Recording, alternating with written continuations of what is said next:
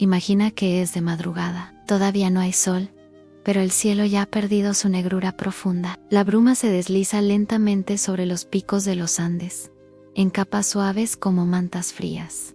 El aire está tan limpio que parece cortar la piel. Respiras y sientes que todo se mueve más lento. Estás a más de 3.500 metros sobre el nivel del mar. En el corazón del Tahuantinsuyo no hay automóviles. No hay relojes de dinero. Todo se rige por una estructura invisible y firme, como los muros de piedra que no usan mortero pero no se desmoronan. Es el imperio incaico, un mundo antiguo donde el tiempo se mide en tareas, en deberes, en sol y sombra. Hoy recorreremos ese imperio, pero no como turista, no con la mirada del conquistador ni del arqueólogo, sino desde adentro, desde los pies descalzos de un mitayo, desde los ojos de un guerrero llamado Pachacútec, desde la espesura de Vilcabamba y desde los corredores perfumados del Coricancha, donde las vírgenes del sol caminan en silencio. Será un viaje largo y calmón, un ascenso a través de la historia, uno donde el esfuerzo, la obediencia y la vigilancia constante fueron más comunes que la gloria o el oro. Así que respira hondo, ajusta tu mente y deja que las piedras del pasado hablen al ritmo pausado del viento de la montaña. Imagina que naces en una aldea pequeña. El suelo es frío, terroso. Las casas, hechas de adobe y paja, se levantan cerca de terrazas agrícolas, donde crecen papas pequeñas, duras como piedras. El idioma que hablas es quechua, y desde niño sabes que perteneces a algo más grande, el imperio inca. Eres un mitayo, o más bien, lo serás, porque todos, en algún momento, deben servir. La mita no es una elección, es un sistema. Cada comunidad o alú debe enviar a sus hombres a trabajar para el Incan en caminos, en templos, en minas, en campos alejados, a veces por meses veces por años. Y cuando te toca, debes ir, no por castigo, sino por deber. Al amanecer, te despiertas antes del primer canto de Av, en el frío te cala los huesos. No hay fuego encendido aún, masticas lentamente un poco de coca, no por placer, sino para engañar al hambre y al cansancio. Luego tomas un puñado de maíz seco y algo de chuño, papa deshidratada. Eso será suficiente por hoy, o al menos lo será por fuerza. Marchas en fila, junto a otros mitayos, todos con sandalias de cuero de llama, todos con mantas sobre los hombros. Algunos apenas tienen 14 años, otros ya han servido varias veces. Nadie habla mucho. A esta altitud, hasta las palabras cansan.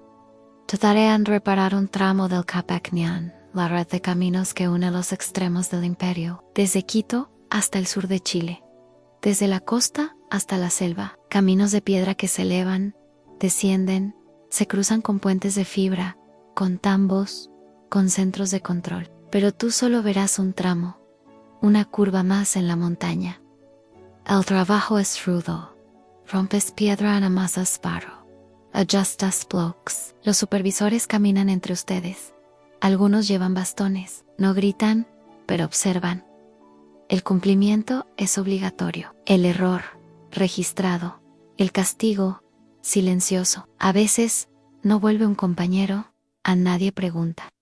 To-dos, al mediodía, comes poco en una mazorca, un poco de chicha agria, quizás un poco de charqui, carne seca, y a seguir. Tu cuerpo duele, pero aprendes a no sentirlo. El ritmo de sus vidas es el de la montaña, constante, pero difícil. No hay descanso, salvo cuando el Inca así lo permite. A veces, al anochecer, miras el cielo. Las estrellas son diferentes aquí arriba. Y si tienes suerte, un anciano te cuenta que los caminos que trazas reflejan los caminos del cielo que el Inca ve, que los muertos observan, que servir no es sufrimiento sino parte del equilibrio. Pero tus pies sangran y tu espalda arde. Y el día siguiente será igual. Ser mitayo no es morir en batalla, no es estar en las crónicas, es ser uno entre miles. Uno que camina, que carga, que construye, que obedece. Uno que mantiene el imperio en pie, sin voz, sin aplauso. Así fue para muchos y así poco a poco se construyó el Tahuantinsuyo, piedra sobre piedra, paso tras Paso. Imagina que despiertas una mañana y no eres ya un simple súbdito, ni un mitayo. Eres parte de la élite, no por nacimiento, sino porque el destino, o los dioses, te han elegido, o quizás tú los has desafiado. Tu nombre es Kusi Yupanqui, aunque eso no durará mucho. Eres uno de los hijos del Inca Viracocha. No el Heradero, no el Fevaro, pero eres un guerrero, uno decidido, calculador, silencioso. Y ahora, las noticias llegan a la capital, a los Chancas, pueblo temido del oeste. Marchan hacia el Cusco con miles de hombres. El pánico se extiende. El Inca, huyen pero tú te quedas, tomas el mando. No con gritos, ni con promesas, solo con hechos. Organizas a los pocos que no han escapado. Fortificas la ciudad. Reúnes a los ayús, a los jóvenes, a los ancianos, a quienes aún creen en algo más grande. Y esperas, con el corazón quieto, con el silencio que precede a las tormentas. Cuando lleguen, los chancas son muchos, sus rostros pintados, sus lanzas preparadas. Pero tú has alzado la piedra, has orado, has confiado, y según cuentan las leyendas, los dioses te escuchan. Las piedras del Cusco se levantan. Cuentan que el propio Inti, el dios Sol, se aparece en el campo de batalla, que las montañas se estremecen, que los enemigos caen confundidos, mientras tu pueblo lucha sin descanso, y vences a partir de ese momento. Ya no eres solo Kusi Yupanqui, ahora eres Pachacútec, el que transforma el mundo. Pachacútec no era un simple gobernante, era un constructor, un tejedor de imperios. Payo su mando. El tawanting suyo se expande en todas direcciones, conquista pueblos y reorganiza territorios, crea una estructura administrativa tan compleja y ordenada como sus terrazas. No impone por la espada, sino por el orden. Cada ayllu tiene su función. Cada camino, su destino. Cada comunidad, su deber. To do se mide. Todo se controla. To do se vigila. Y tú, como ciudadano, formas parte de ese diseño. Perfecto. Pero no es solo un líder de guerra. Es también un visionario arquitecto. Bajo sus órdenes se levanta Machu Picchu, en lo alto como si quisiera tocar el cielo. Su función exacta aún se discute. Retiro espiritual, centro astronómico, residencia de descanso, pero hay algo seguro en su diseño. Refleja más que poder, refleja propósito en intención. Todo está alineado con las estrellas, todo está tallado para durar. Nada está hecho al azar. A medida que los años pasan, Pachacútec deja de ser un hombre, se convierte en símbolo. En vida, ya es venerado. En muerte, su cuerpo se guarda con ritual, no en una tumba cualquiera, sino en un lugar especial, donde se le sigue alimentando, consultando, como si nunca hubiese partido del todo. Porque los incas no morían, solo cambiaban de forma. Y Pachacútec, el inca que transformó el mundo, se vuelve eterno. No por magia, no por mito, sino por lo que dejó atrás. Camalones, redes de caminos en leyes no escritas, y un orden que perduró incluso cuando llegaron los invasores. Dormir con la historia de Pachacútec es recordar que a veces el cambio no grita, solo actúan con paciencia, con Petra, con estructura, y en los Andes. Esas acciones aún resuenan. Imagina que ha pasado el esplendor, que el eco de los himnos al sol aún se escucha entre las piedras.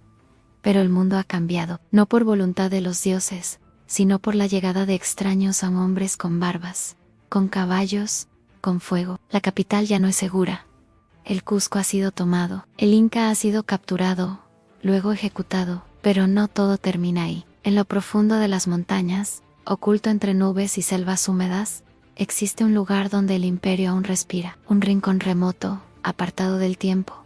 Su nombre es Vilcabamba. Vilcabamba no era una ciudad cualquiera, era Refugiu, era trinchera, era la última llama encendida de un imperio que se negaba a apagarse. Desde allí, los últimos incas resistieron durante décadas, no en grandes batallas, sino en emboscadas, en huidas tácticas, en alianzas con pueblos aún libres.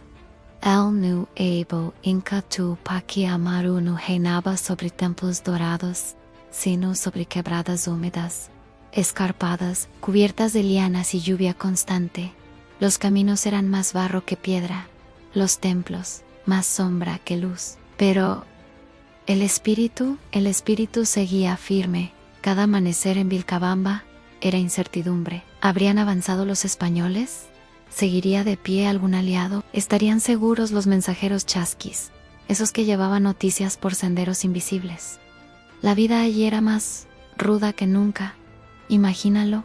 El aire espeso, húmedo, cargado de aromas a hojas, a troncos mojados, tierra viva. El canto de las aves mezclado con el sonido lejano del agua cayendo en las cascadas, pero también con el eco, temido, de pasos que no reconoces. Los habitantes de Vilcabamba no podían dormir con tranquilidad.